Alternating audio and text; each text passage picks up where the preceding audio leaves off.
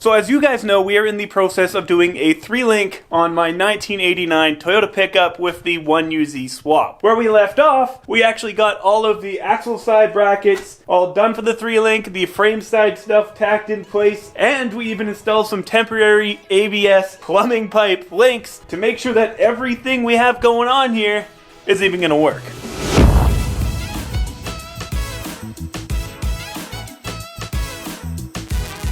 Brought to you in part by Cranbrook Toyota.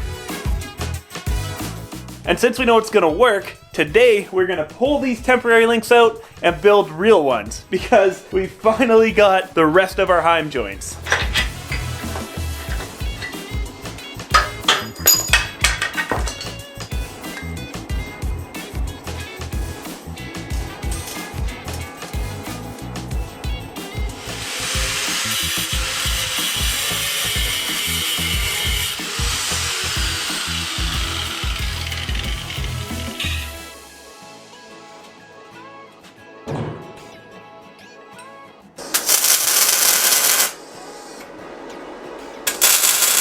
And there is one of the links done. Just like everything else, these are just tacked on. They're not completely welded into place. I'm not going to commit to that until like final assembly pretty much. Before this was tacked in place, I took the DOM pipe to my bench grinder and I actually beveled the edge up here on both sides. That way it's just got a lot more room to fill when I go and actually burn it all into place. So now I'm going to throw this link in the truck and then, well, rinse and repeat. I did opt to make this 1 inch longer than the temporary links that I had in place. Reason being, I had the axle pretty much set at its stock location, and I want to push it forward just that tiny little bit. That way I get a slightly better approach angle, and it'll also push the diff just slightly more further forward away from the oil pan. I didn't want to go like too crazy far forward and run into issues trying to package my panhard bar with my steering linkage.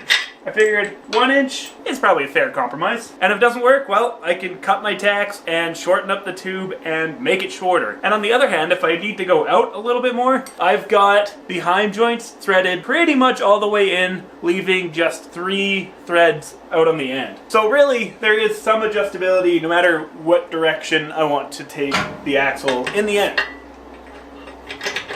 With the rest of the heim joints, we actually got the proper misalignment spacers this time. I wanted 5/8. They sent me 3/4 the first time, but we're good to go this time around.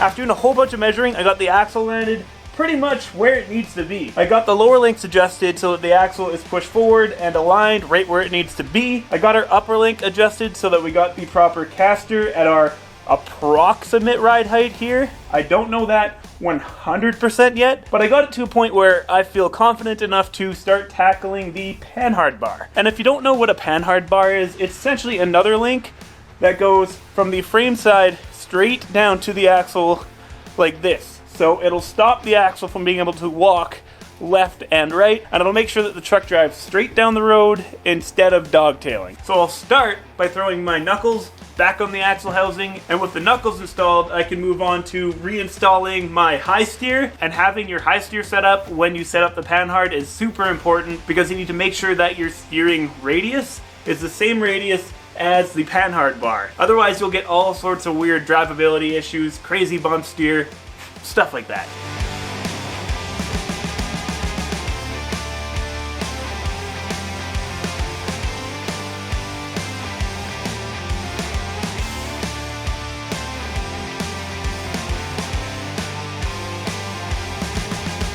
Now that the steering's in, I'll show you what we have to deal with. I gotta fit the track bar in here somehow. And when you turn, that gap becomes even smaller, which isn't impossible, it's just gonna be tight.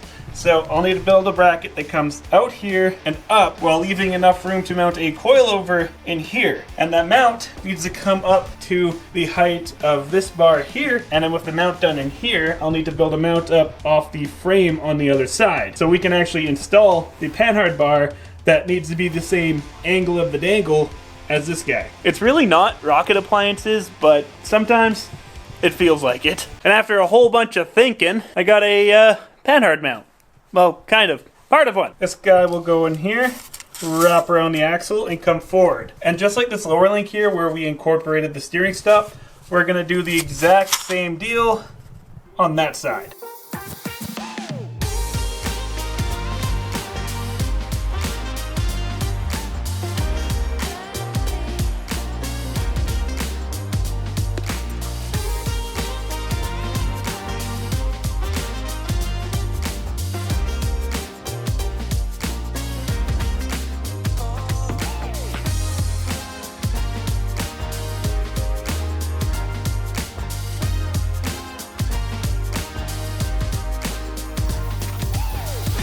I got the files made for the axle side of the panhard bar, so now it's time to fire up the arc droid and cut some metal.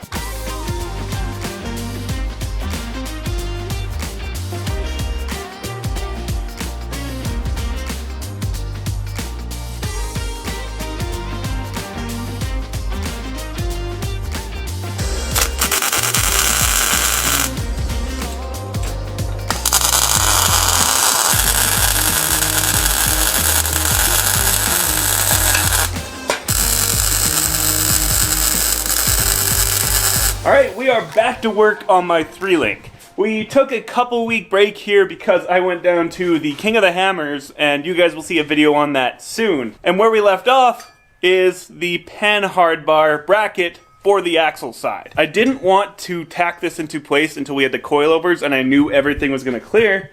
And, well, we got coilovers. I will admit, they do look a little rough around the edges, but I paid just $500 for them. They are Fox coilovers. They are 12-inch travel. Woo! That was, yep. They were and they were just resting there. Honestly, the initial plan for this whole build, I was going to use a 14-inch coilover, not a 12.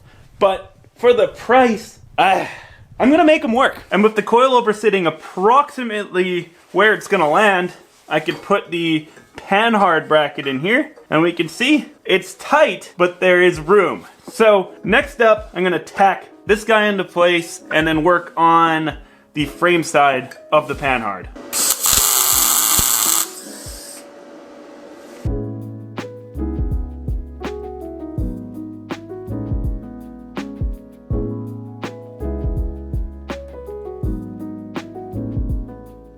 It looks like with this bracket I built, I've got this panhard bar absolutely dialed. You want the panhard to be the same angle as the steering arm and follow the same radius as the steering arm. I threw a piece of PVC in its place just for a visual sight to make sure that everything is good, and it is. And with the knuckle at full lock for steering, there is just enough room for this bracket. I'm looking down the tube, there is just enough room to clear my upper link in here.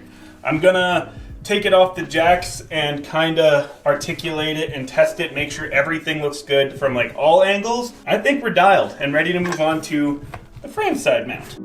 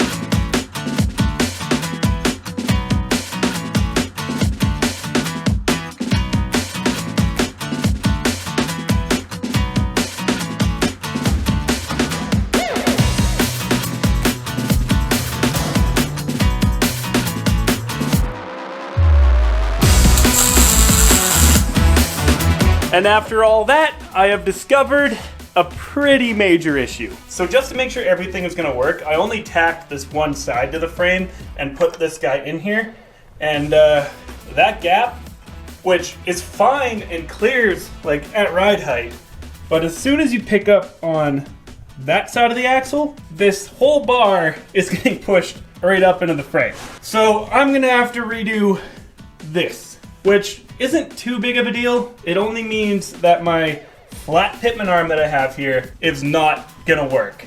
I need a pitman arm with a drop so that this guy can come down and have frame clearance. And realistically, that's not a big deal. I did expect that to happen. I was just hoping it would be fine. But that's why I only tacked up one side, because I just wanted to make sure it was gonna work. And that's why I also make the links out of PVC and do a bunch of testing before I actually fully burn everything on the frame. This bracket was never meant to be permanent. I still have to make the frame plates to reinforce the front section of the frame here anyways, before I was going to actually weld these panhard brackets on. It's a small setback, but it's also one I expected, so I'm gonna order those parts, and then we'll be back to the panhard portion of this 3-link in a later video.